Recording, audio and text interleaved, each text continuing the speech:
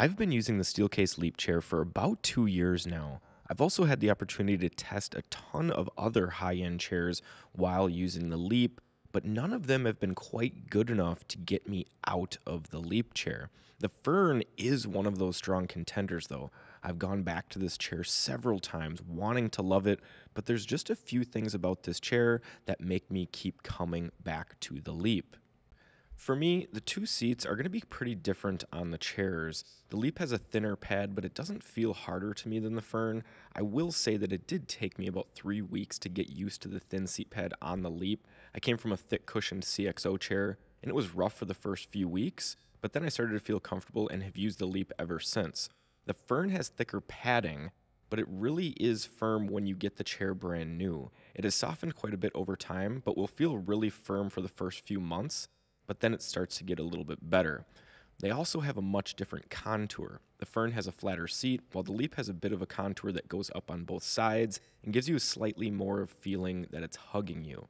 This contour is not something that I love, but it's not something that bothered me too much to not want to use the chair. For me, the main difference is going to be the flexibility, and this is why I prefer the Leap seat over the Ferns. The Fern has a little bit of flexibility, but it really doesn't compare to the Leap. The Leap seat is unique in that it feels solid while being flexible at the same time. I love this aspect of the chair because of how much I like to move around while I work. I find this to be great when stretching my legs or just making it more comfortable to move around in general. One little bonus the Fern seat does have against the Leap is its angle adjustment. You can pitch the seat forward. I find this adjustment to be pretty useful for the way I sit in my chair, but if this is something that you like, I could definitely see this being a deciding factor. The armrest packages on both chairs are really going to be top of the line, with only the Gesture offering more adjustability than either of these two models. You're going to get height, width, depth, and pivot adjustment on both chairs, and they each also have that extra little added articulating motion that sets them apart from almost every other chair out there that has four-dimensional adjustment. The ranges are also massive, so from a functionality standpoint, both chairs are great. I do have to give the edge slightly to the Leap though. The arms just feel a little bit more solid, they don't have as much play and as much wiggle as the Fern's arms, and I like the arm pads better. They're softer, they're flatter, and they don't have kind of the rolling edge feeling like the Fern does. The backs on these chairs are also quite a bit different in their design, but they both achieve the same goal at the end of the day, which is providing a flexible, supportive backrest. The Leap does this by pairing a thin, plastic back with their live back technology. This gives you a ton of freedom of movement in the chair just because the back can flex so much. It is even more flexible than the seat. The back has a thin pad, which I actually find to be comfortable, and because it isn't thick, it doesn't get as warm as a lot of other padded chairs. I've never had a problem with being too hot in my Leap chair. The Fern also has a very flexible back and very breathable due to its four-layer design. It's actually designed like a fern plant, hence the name, with multiple leaves that can flex and move with you when you move in the chair. The layer system creates this almost suspended feeling, and because the backrest has a very skinny shape, you really do have a huge range of motion on the Fern, even more so than the Leap. While I love the flexible nature and natural curvature on both backrests, I don't like the lumbar support on either. Both systems are far too aggressive for my taste, but it's a bigger problem on the Fern for me for two reasons.